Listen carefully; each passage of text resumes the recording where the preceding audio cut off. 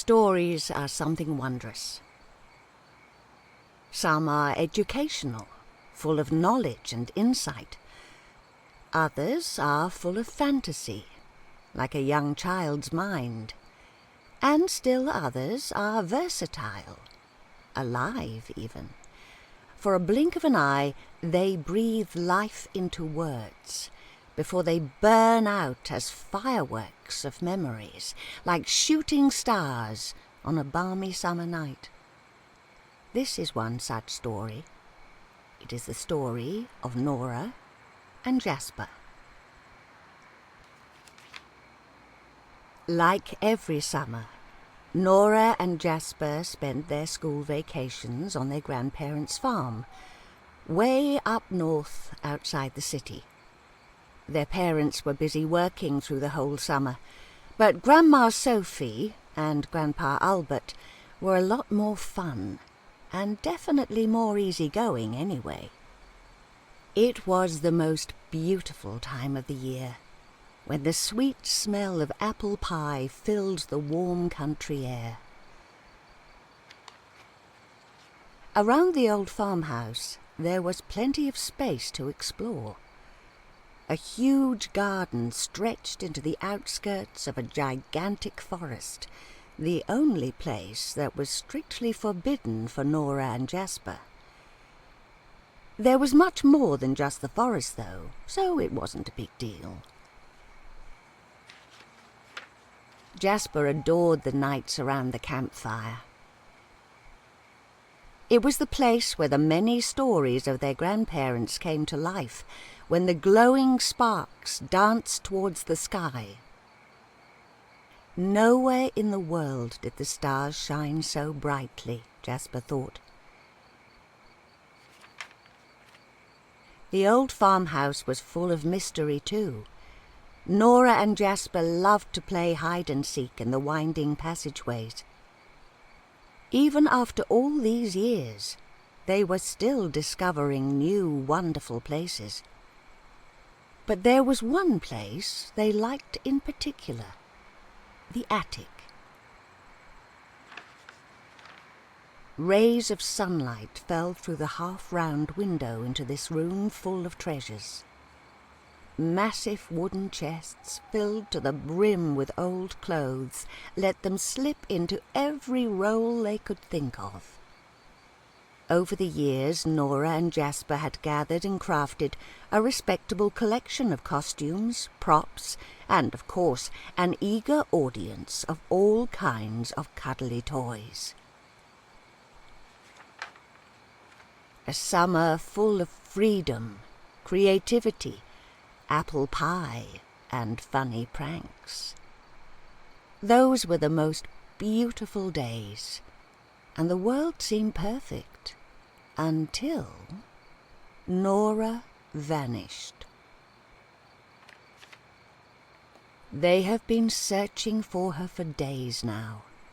She's thought to be missing in the forest, like the many other children and adults that have never returned from its twisted paths. Jasper retreats to the attic, where he sits huddled in the light of the candles, gazing anxiously out at the edge of the forest.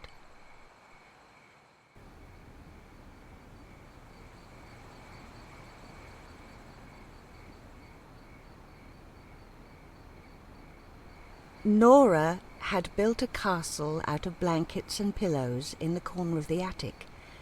Jasper was only allowed to enter on special occasions like board game evenings or spontaneous Weasel Club gatherings. This is a special occasion of a different kind, Jasper thought. During the last couple of days, he had often come here to brood over what Nora would do if she were in his shoes. But with each passing day, Jasper became more and more discouraged. His grandparents sometimes joined him in Nora's castle to comfort him, even though the steep stairs up to the attic were a challenge for them these days.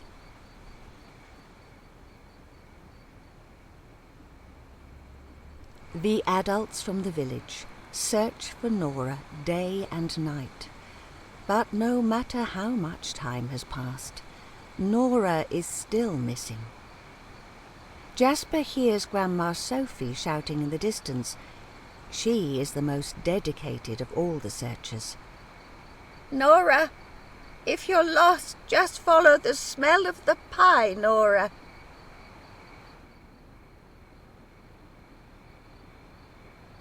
Jasper and Nora have over a dozen projects in the making, and all of them would celebrate their debut in Nora and Jasper's Grand Theatre with a gigantic apple pie served for the guests. Although many of the guests are regulars at the theatre, when it comes to haute cuisine, they are clearly uncultured. Jasper and Nora often have to pick up the untouched apple pies and dispose of them responsibly.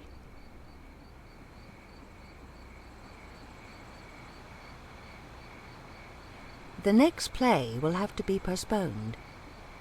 The audience has already taken their seats, eagerly awaiting the start of the performance, but Jasper can't bring himself to announce the sad news.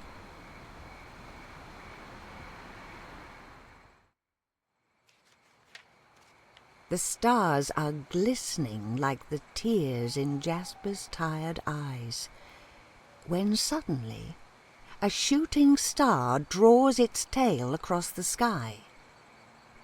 Jasper closes his eyes and whispers, "Please light the way home for Nora, little shooting star." Suddenly the glow brightens, and to Jasper's surprise, the star falls out of the sky and crashes to the ground right at the edge of the forest. Curiosity and hope gets the better of Jasper, who quietly sneaks out into the warm summer night. Nora has to have seen the star. If anywhere, she has to be where the star landed.